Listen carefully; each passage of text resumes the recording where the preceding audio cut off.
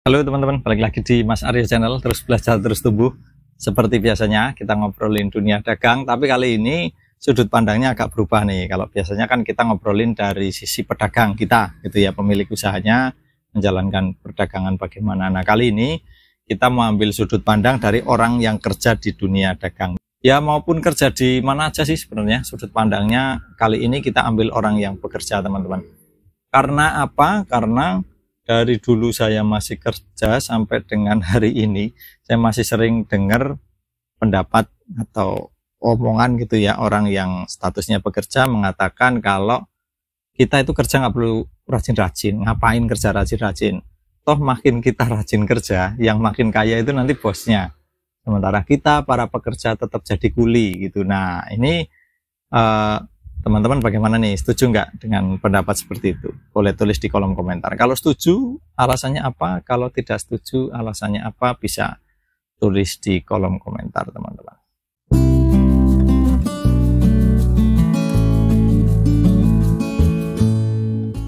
Orang bekerja itu sebenarnya kan punya tujuan. Paling tidak ada 3 lah tujuan umum orang kerja itu. Yang pertama, mendapatkan penghasilan, jelas ya. Kerja itu untuk mendapatkan penghasilan. Ada istilah kerja itu cari duit, bukan cari muka. Nah kemudian yang kedua, kerja itu juga cari pengalaman. Nah penghasilan dan pengalaman ini biasanya sejalur lah, maksudnya didapatnya sama-sama. Ya otomatis kalau kita 5 tahun kerja di satu tempat misalnya, ya di situ kita selama 5 tahun ya dapat penghasilan, selama 5 tahun ya kita dapat pengalaman apa yang kita kerjakan di situ ya selama 5 tahun itu otomatis. Nah kemudian yang ketiga, nah ini yang jarang terpikirkan menjadi tujuan, tapi sebenarnya juga kita jalani kok kalau kita bekerja, yaitu tujuan ketiga adalah untuk meningkatkan martabat kita teman-teman. Apalagi kalau laki-laki, ya enggak hanya laki-laki, tapi kalau laki-laki lebih gitu ya. Contohnya kalau kita misalnya sebagai laki-laki nganggur gitu, statusnya enggak jelas, itu kan di mata masyarakat juga tidak baik, di keluarga juga nggak baik, kemudian di diri kita sendiri kalau kita mau beli apa-apa nggak punya duit teman-teman, nganggur gitu kan, nggak enak juga.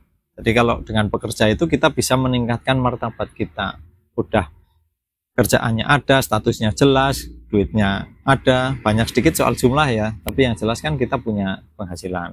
Nah kemudian ada juga yang mencari jenjang karir. Nah kalau yang mencari jenjang karir ini biasanya yang kerja kantoran ya. Nah teman-teman, bagaimana keseharian kita bekerja itu ternyata dampak yang paling besar juga yang merasakan adalah diri kita sendiri, orang yang bekerja ini sendiri. Walaupun dirasakan juga oleh orang lain, misalnya kayak bosnya juga merasakan, teman-temannya, konsumen misalnya kalau dia ada di bagian pelayanan konsumen, itu juga merasakan dampak kinerjanya dia. Tapi yang paling besar itu yang merasakan tentu diri sendiri.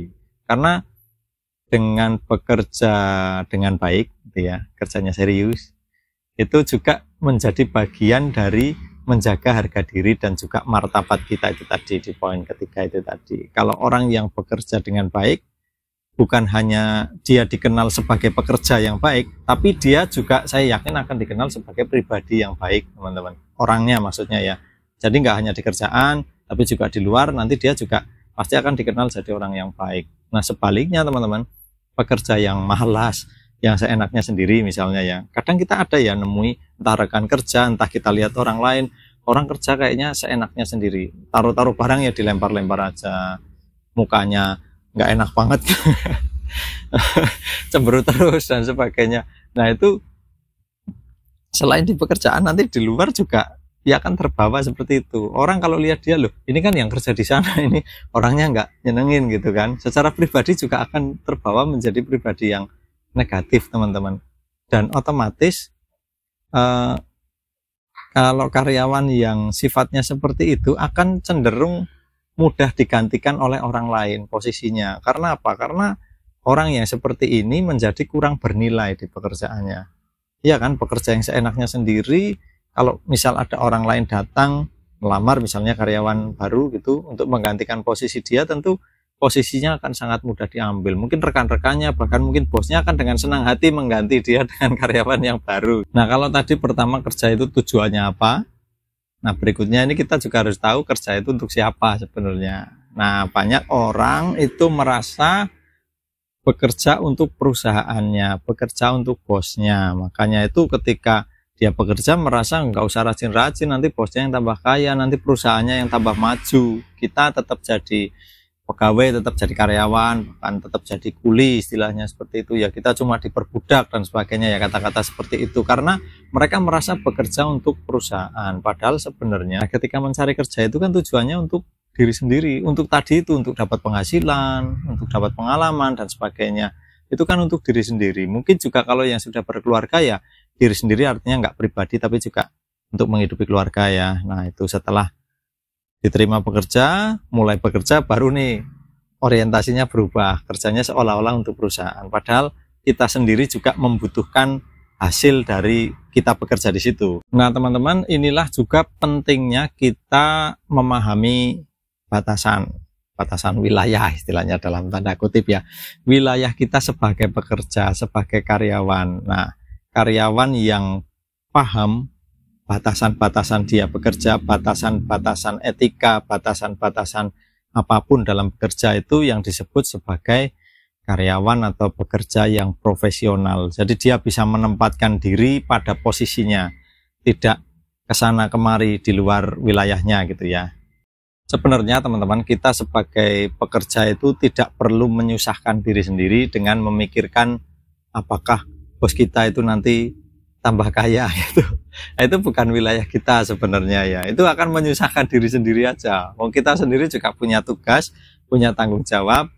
Selain punya kewajiban juga nanti kita punya hak, misalnya gaji dan sebagainya ya, tunjangan atau apa. Nah lebih baik kita fokus ke situ teman-teman, daripada itu tadi kita menyusahkan diri sendiri, membuang waktu, tenaga, pikiran untuk memikirkan yang bukan urusan kita, bukan wilayah kita. Kecuali, nah ini kecuali teman-teman, kalau bosnya malah tambah miskin, nah ini kita malah perlu mikir teman-teman. Kalau bosnya ini tambah miskin, kita mikir waspada, karena kalau bosnya aja makin miskin, lah karyawannya gimana? Kalau bosnya itu makin lama makin nggak punya duit, artinya perusahaannya udah mau bangkrut. Nasib karyawannya tentu terancam. Nggak mungkin perusahaan yang mau bangkrut terus-terusan menggaji karyawan. Tentu satu demi satu nanti bakal kena PHK teman-teman. Jadi kalau bosnya tambah kaya malah bagus. Kalau bosnya tambah miskin, ini kita yang sebagai karyawan malah was-was ya. Kembali teman-teman, wilayah kita sebagai pekerja itu sebenarnya kan satu, ya bicara kewajiban dan hak, atau hak dan kewajiban gitu ya, sama aja. Kewajibannya itu kan kita melaksanakan job description, tugas-tugas kita apa, kita ngelamar kerja sebagai apa, diterima sebagai apa gitu ya. Kalau misalnya tugas kita pramuniaga, kewajiban kita melayani konsumen, menata barang, mungkin membersihkan area kerja dan sebagainya. Nah itu yang jadi tanggung jawab kita, yang harus dipikirkan itu. Kemudian hak kita apa setelah kita kerja, dapat gaji misalnya tadi, tunjangan, terus dapat jaminan kesehatan misalnya BPJS, dapat hak cuti, dapat hak libur dan sebagainya. Nah itu yang harusnya kita pikirkan. Kalau semuanya udah berjalan dengan baik, kewajiban udah kita lakukan dengan baik, dengan profesional tadi, terus haknya juga udah kita terima secara penuh atau bahkan lebih. Kadang ada loh hak yang kita terima lebih tapi kita nggak merasa, misalnya bos sering memberi kita sesuatu, nggak harus berupa barang, misalnya berupa tumpangan, yuk pulang bareng saya dan sebagainya. Perlakuan yang baik itu juga apa ya, pemenuhan hak lebih dari apa yang seharusnya kita terima. Nah kalau itu semua sudah terpenuhi, artinya nggak ada masalah. Nah kalau permasalahannya ada di gaji yang kecil, misalnya untuk menghidupi diri sendiri aja kadang masih kurang, apalagi untuk menghidupi keluarga gitu ya, kemudian kita gusar, kita resah soal gaji itu, saya mau beritahu teman-teman bahwa itu bukan permasalahan kalian sendiri. Hampir setiap pekerja itu mengalami hal yang sama. Saya dulu ketika bekerja juga pernah begitu. Saya pernah bekerja di sektor informal, saya cuma bekerja di toko, pernah di apotek juga pernah. Itu gajinya paling hanya setengah dari UMR. Jadi bisa dibayangkan ya, UMR itu aja kalau dibayarkan penuh kadang masih kurang kalau untuk hidup berkeluarga. UMR itu kan patokannya hanya gaji orang single ya, pribadi gitu. Nah itu saya gajinya hanya separuhnya teman-teman. Bayangkan bagaimana kecilnya. Tapi menurut saya dan seingat saya waktu itu, saya nggak pernah menurunkan produktivitas, nggak pernah merasa diperbudak, nggak pernah merasa bosnya nanti tambah kaya, saya yang kerja keras dan sebagainya, walaupun dibayar kecil gitu. Karena saya sendiri juga nggak mau menurunkan nilai diri saya gitu, value saya hanya karena dibayar kecil. Kalau kita mau melihat lagi di luar itu ada banyak banget orang yang menginginkan posisi kalian saat ini. Kalian mungkin melihat gajinya kecil, kerjanya keras dan sebagainya. Nah, di luar sana ada banyak orang yang belum bekerja, teman-teman, yang baru lulus sekolah, yang pendidikannya tidak tinggi misalnya gitu. Ada banyak orang yang hanya sekedar ingin bekerja, yang penting bisa kerja dulu lah gitu. Nah, kalian misalnya sebagai orang yang sudah punya pekerjaan, paling tidak pertama-tama harus mensyukuri dulu, teman-teman, dengan apa yang kalian miliki sekarang. Nah, selanjutnya, daripada kita atau teman-teman menyia-nyiakan energi untuk memikirkan hal yang bukan wilayah kita itu tadi sebagai pekerja, lebih baik kalau kita punya waktu yang luang, energi yang luang, kita bisa meningkatkan skill kita bisa pakai untuk itu, sehingga nanti kita bisa dapat tambahan penghasilan dari luar pekerjaan yang sudah kita jalani sekarang. Jadi daripada energinya itu disia-siakan untuk memikirkan hal-hal yang bukan bagian kita, bukan urusan kita, toh juga nggak akan memberikan hasil apa-apa ke kita, selain malah membuat kita nanti semakin terlihat jadi orang yang negatif, teman-teman. Lebih baik energinya ini, kalau kita punya energi yang lebih, waktu yang lebih, itu kita bisa manfaatkan untuk mendapatkan misalnya ilmu dari pekerjaan yang kita lakukan sehari-hari, kemudian pengalaman, relasi, hubungan baik misalnya dengan bosnya, dengan rekan kerja, dengan konsumen bahkan. Nah, dari hubungan baik dengan mereka itu nanti ke depan, yang sudah saya alami sendiri sih ya, itu istilahnya apa ya, membantu kita mendapatkan kesempatan di luar nanti. Kita kan mungkin nggak akan selamanya kerja di situ gitu ya, nanti di luar mungkin suatu saat kita keluar dari tempat itu, kita butuh pekerjaan lain, atau mungkin kita jadi pedagang, butuh konsumen, butuh supplier, butuh apa dan sebagainya. Dengan punya makin banyak relasi itu akan membantu di kemudian hari gitu ya. Mungkin dulu bekas konsumen waktu saya kerja karena hubungannya baik, sekarang saya kerja ikut si konsumen ini karena konsumen ini juga punya usaha lain, justru lebih besar, justru gajinya lebih baik dan sebagainya. Itu bisa didapat dari relasi, teman-teman. Atau juga kita bisa menambah skill ya, meningkatkan skill. Kita belajar apa kayak gitu dari tempat kita kerja. Saya sendiri juga dulu seperti itu, teman-teman. Saya pernah, tadi saya ceritakan ya, kerja di toko dan di apotek itu milik perorangan. Saya pernah kerja di perusahaan juga, di PT itu pernah. Tapi di perorangan inilah saya punya kesempatan untuk belajar lebih banyak. Karena apa? Karena kalau kita kerja di perusahaan, di PT, itu kita kerjanya ketemunya dengan rutinitas sehari-hari pekerjaan. Orangnya itu selain rekan kerja ya paling atasan. Atasan itu kan juga karyawan, teman-teman. Nah, jarang sekali kita bisa menimba ilmu, untuk saya ya waktu itu, dalam dunia perdagangan seperti ini, kalau hanya dengan ketemu sama-sama karyawan. Nah, ketika saya bekerja di perusahaan perorangan, memang gajinya kecil, tadi saya ceritakan ya, separuh UMR. Bahkan mungkin kalau dulu kayaknya nggak ada deh separuh UMR. Tapi saya bisa ketemu dengan bosnya langsung, karena ini usaha perorangan, pemiliknya ada di situ, ikut ada di toko, ada di apotek waktu itu. Jadi kesempatan saya ketemu mereka itu saya pakai untuk banyak tanya-tanya, untuk banyak sekedar lihat, pertama lihat, kemudian dengar mereka berbicara dengan supplier bagaimana, apa yang dibicarakan, cara menego konsumen bagaimana, cara menego supplier bagaimana, dan sebagainya. Itu selama bertahun-tahun bekerja di situ kan kita tiap hari dengar, nggak usah dihafal-hafalin juga hafal sendiri, teman-teman.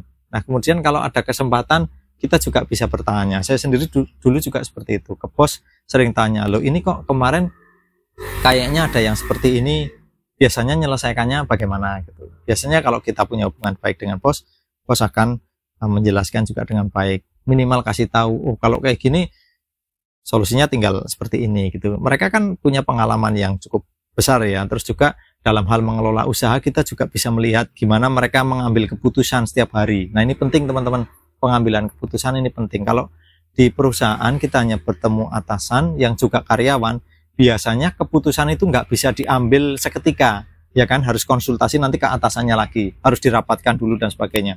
Tapi kalau kita kerja di pertokoan misalnya, nah kita ketemu bosnya langsung, ketika ada masalah bosnya bisa langsung ambil tindakan, bisa langsung ambil keputusan. Nah, dari situ kita bisa langsung belajar, teman-teman. Nah, itu minimal seperti itu, teman-teman.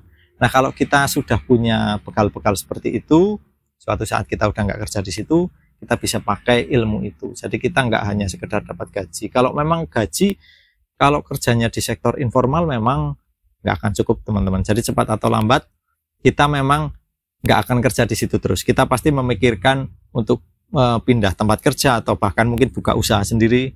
Nah makanya ketika kita masih kerja, selain kita dapat duit, selain dapat gaji, meskipun kecil, kita juga harus dapat hal-hal yang lain teman-teman. Nah kesimpulannya teman-teman, kalau bagi saya ya, jangan meludahi sumur yang airnya kita minum. Jadi jangan kita jelek-jelekan, kita hina-hina perusahaan atau bos atau pemilik usaha yang kita sebenarnya hidupnya masih ada di situ. Kita masih mendapatkan penghasilan dari situ teman-teman. Oke, jadilah bijaksana dan jadilah sukses.